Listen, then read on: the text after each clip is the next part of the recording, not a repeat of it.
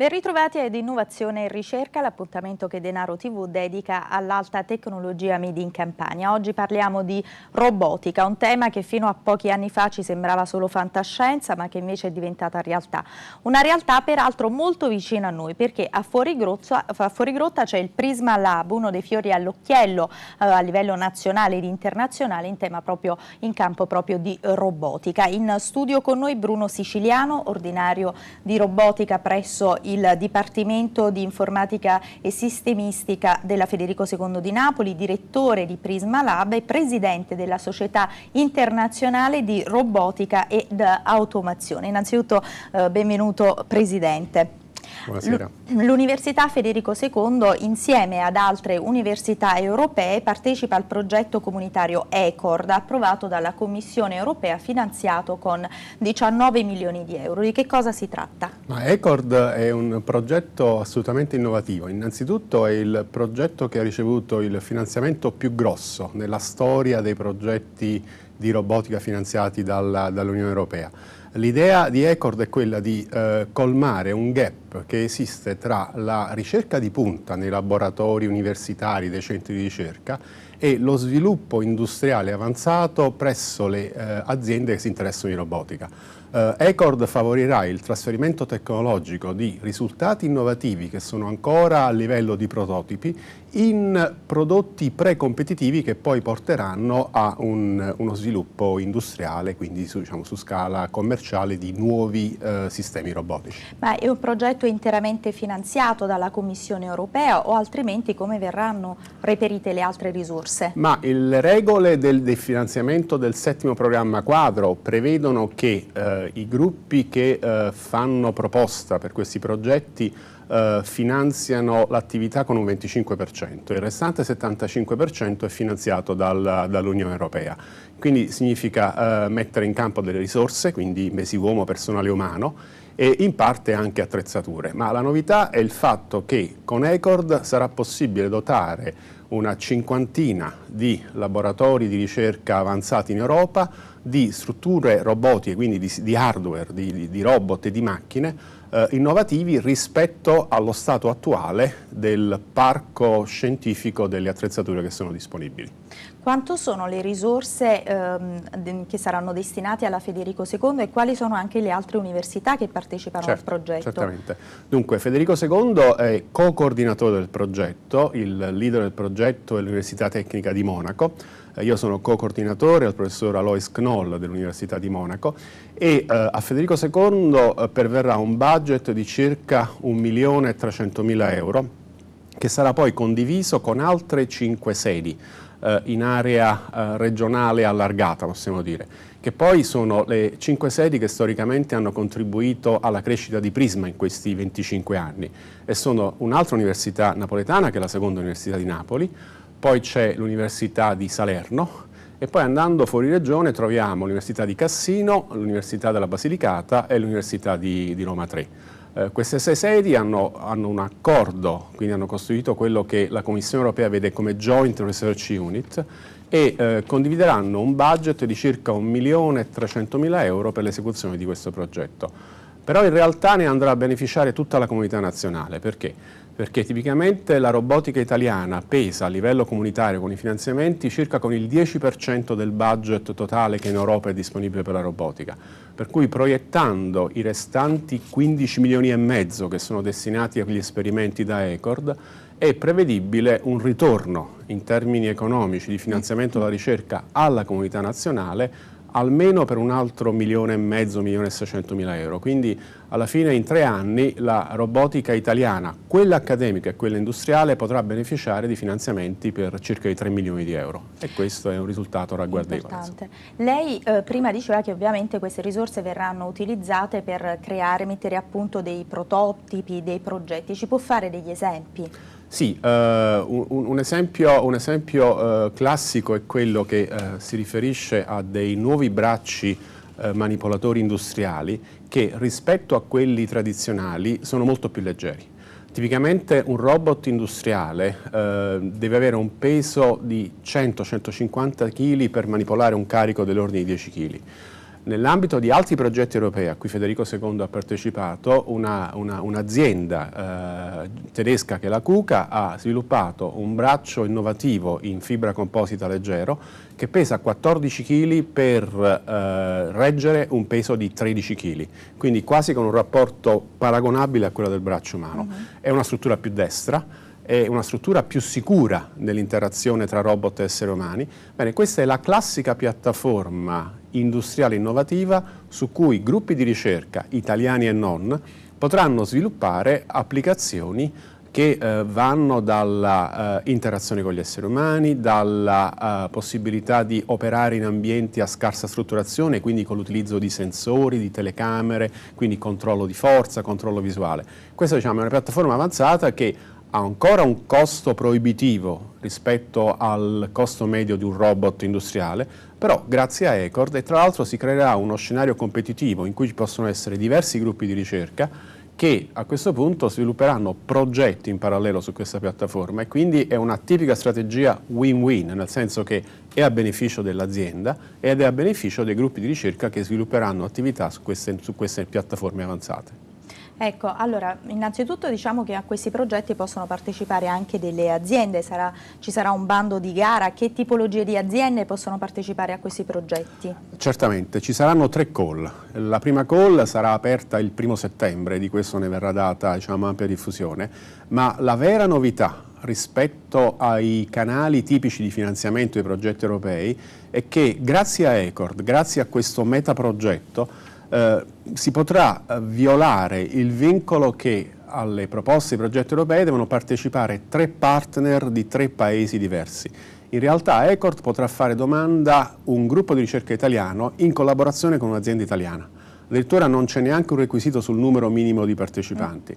E tra l'altro l'idea è quella di invogliare le piccole e medie imprese che tipicamente non possono concedersi il lusso di investire 1 o 2 mesi uomo nella preparazione di una proposta di ricerca che tipicamente ha un rate di successo del 10%, invece grazie a ECORD con un carico di preparazione della proposta molto più agile sarà possibile fare domanda a noi come, diciamo, come struttura di progetto e avere un progetto finanziato della durata di 12 mesi per un budget medio che si aggira sui 300.000 euro. E quindi con un tema di ricerca molto focalizzato e ovviamente innovativo. Tengo a dire che il meccanismo di referaggio delle proposte sarà curato da un comitato esecutivo che sarà guidato da un mio collega, il professor Chiaverini dell'Università di Cassino, che è partner nella nostra unità, diciamo, estesa, e si avvarrà di esperti e di revisori internazionali. Lei quindi prima diceva che ci sono dei costi molto elevati che però poi verrà l'azienda che decide di utilizzare questi prototipi potrà essere finanziata grazie a questo progetto, ma già si può parlare di tempi di realizzazione visto che parliamo di prototipi? Sì, nel senso che noi nel periodo che va da oggi, il kick-off di ECORD è stato il 30 aprile scorso a Monaco. Da oggi al 1° settembre stiamo preparando un catalogo di prodotti della ricerca, cioè di strutture sperimentali che le aziende e le piccole e medie imprese metteranno a disposizione del progetto e quindi i potenziali proponenti di proposte di ricerca potranno attingere a questo catalogo e tra l'altro in totale trasparenza e in totale competitività, vale a dire che diciamo, sarà possibile garantire a tutti le stesse condizioni di acquisto di queste apparecchiature per sviluppare progetti di ricerca e questo è un punto ovviamente cruciale affinché si possano utilizzare dei finanziamenti comunitari per per supportare questo tipo di attività.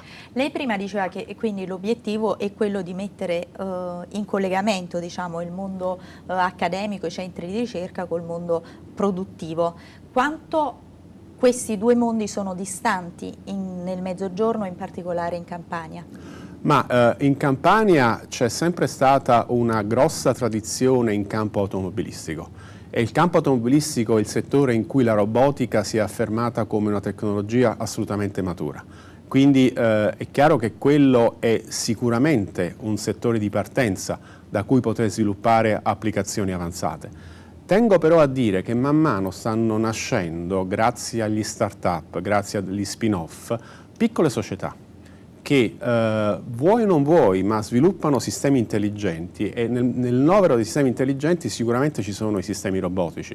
C'è molto più spirito di impresa, soprattutto diciamo, tra i giovani laureati, e tra l'altro il fatto che i giovani laureati della Federico II e delle altre università in regione vogliano cimentarsi su avventure, perché si tratta di vere e proprie avventure, quindi trovando anche degli investitori di capitali per sviluppare questo tipo di, diciamo, di progetti. Bene, questa è l'occasione, questa è un'occasione in cui è possibile lavorare a progetti nuovi su nuove idee con giovani dinamici che siano disposti in qualche modo a rischiare e a investire, con un rischio ponderato.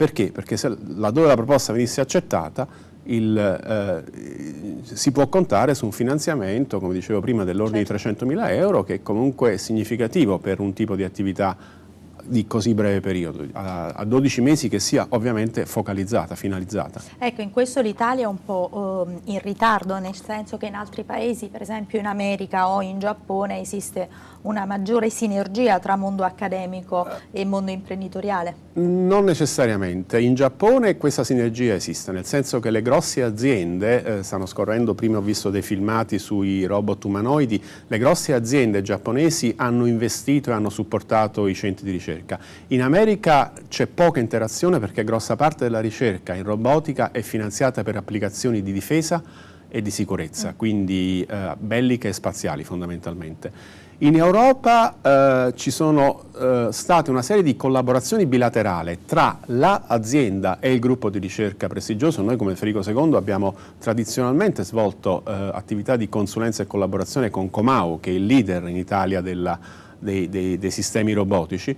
Ecco, però quello che mancava era una fertilizzazione di questo campo e consentire molte più opportunità di collaborazione. Ecco, ECORD ambisce a colmare questa lacuna, e tra l'altro questo, diciamo, verrà realizzato non solo su una scala italiana, ma con una prospettiva molto più ampia, una prospettiva europea. Quindi si potrà prefigurare uno scenario in cui il gruppo, tengo a dire, di Milano potrà collaborare con l'azienda svedese e così via, e tutto sarà aggregato, e il risultato di ECORD sarà un libro bianco sul trasferimento tecnologico da accademia ad azienda per applicazioni di robotica avanzata.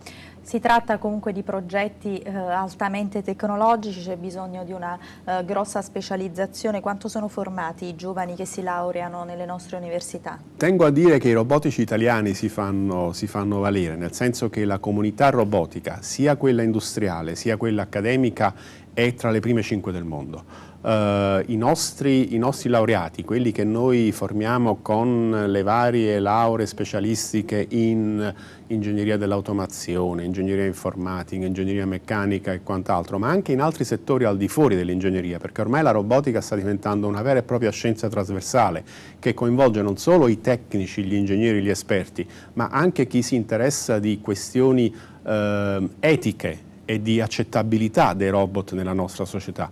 Bene, i laureati italiani sono molto stimati, e la nostra comunità scientifica è tra le prime a livello mondiale. Non è un caso il fatto che al di là del biennio attuale, in cui io ricopro il ruolo di presidente della Società di Robotica e Automazione, i 2 presidenti europei della storia siano stati due italiani, e le maggiori figure scientifiche che guidano le riviste più prestigiose e i comitati tecnici spesso annoveriamo italiani e non altri altri europei. L'Italia insieme alla Francia e alla Germania probabilmente è tra i 3 paesi guida in Europa e poi ovviamente gli Stati Uniti e il Giappone. Ecco, queste sono le 5 potenze mondiali nella robotica, sia come attività di ricerca in campo accademico che come attività industriale. Ecco, lei dice tutti, cioè i giovani che si laureano in tutte le università italiane, quindi anche le nostre, eppure la Campania sconta un altissimo tasso di fuga di cervelli, perché? Questo è vero, io stesso a suo tempo, quando nelle precarietà di aver completato un dottorato di ricerca e di non trovare ancora uno sbocco accademico con una carriera universitaria, sono stato spesso tentato e ho avuto anche offerte di lavoro allettanti, interessanti da prestigiose università americane. Ho insegnato anche negli Stati Uniti, anche diciamo, in Giappone mi hanno fatto delle offerte che magari era difficile rifiutare.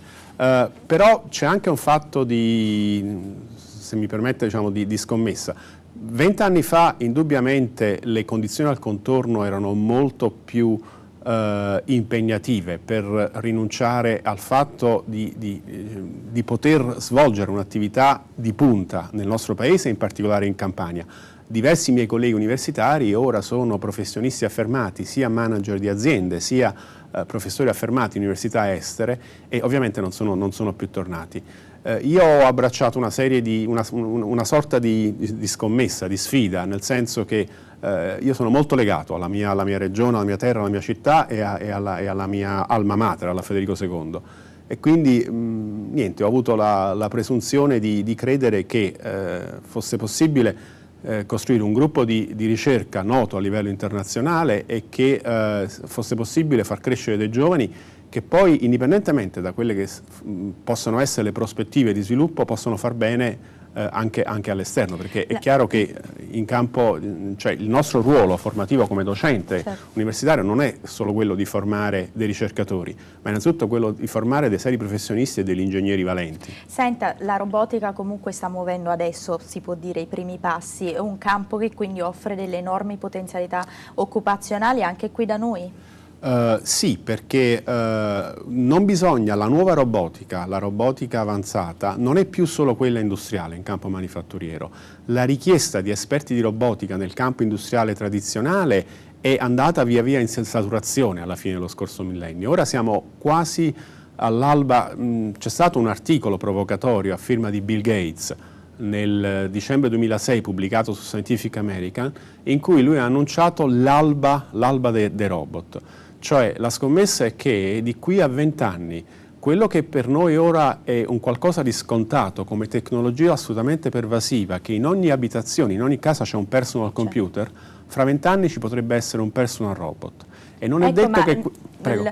Le volevo chiedere, non si corre il rischio che sempre più questi robot possano prendere e svolgere le mansioni dell'uomo e quindi levare occupazione? Sì, tipicamente si pensa alla robotica come un problema poi di ricambio occupazionale, nel senso che io utilizzo il robot per sollevare l'uomo di diciamo, di un compito ripetitivo, alienante. Però in realtà cambierà la qualità del lavoro, nel senso che già oggi ci siamo trasformati in una società di servizi e alla fine il tecnico robotico sarà un tecnico che saprà operare un sistema intelligente piuttosto che l'operaio con le mansioni tipiche della fabbrica. Siamo in chiusura, purtroppo il tempo scorre.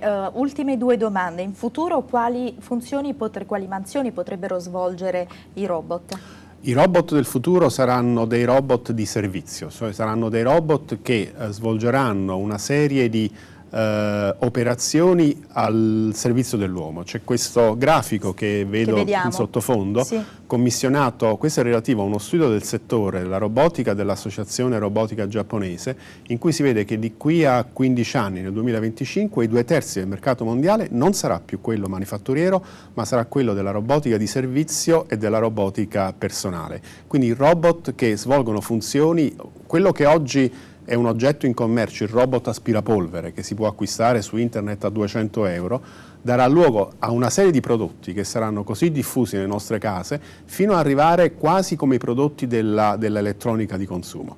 E allora per preparare questa sorta di onda robotica che si sta sviluppando, figlia della rivoluzione digitale che dal 70 all'80, al 90, al 2000 ha portato ai prodotti di elettronica di consumo, la questione è che riusciremo a far meno della presenza di un oggetto che sia ascrivibile, diciamo, come robot. Il telefonino cellulare non è un robot perché non fa una operazione fisica, cioè non c'è un'interazione fisica, come un'azione motoria. Bene, di qui a 15-20 anni potremo sentire la necessità di avere un robot per applicazioni di servizio in qualunque ambiente. Ma anche con importanti risvolti anche in campo sanitario, per esempio per l'accompagnamento di persone anziane, per i portatori di handicap. Velocissimo, l'ultima domanda. C'è un limite oltre il quale la scienza non deve andare?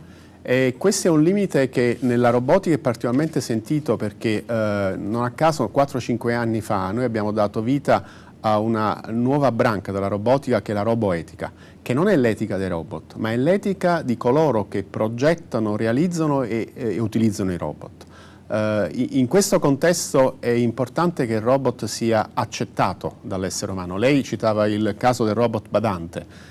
Ecco, io non lo so se di qui a 20 anni, 30 anni preferirò una macchina badante che mi accompagna nella mia vecchiaia oppure il classico badante. Forse la macchina è più affidabile e in qualche modo si possono evitare sorprese. Però il problema è anche un problema del fatto che la macchina non ha emozioni, non ha sentimenti, e quindi questa è tutta una e infatti in questo noi siamo assistiti non solo ovviamente dagli esperti, dai robotici in senso stretto, ma anche da filosofi, sociologi, esperti etologi, esperti di etica e così via. Ringraziamo Bruno Siciliano, ordinario di robotica presso il Dipartimento Informatica e Sistemistica della Federico II e presidente anche della Società Internazionale di Robotica e Automazione. Grazie a voi della cortese attenzione, arrivederci.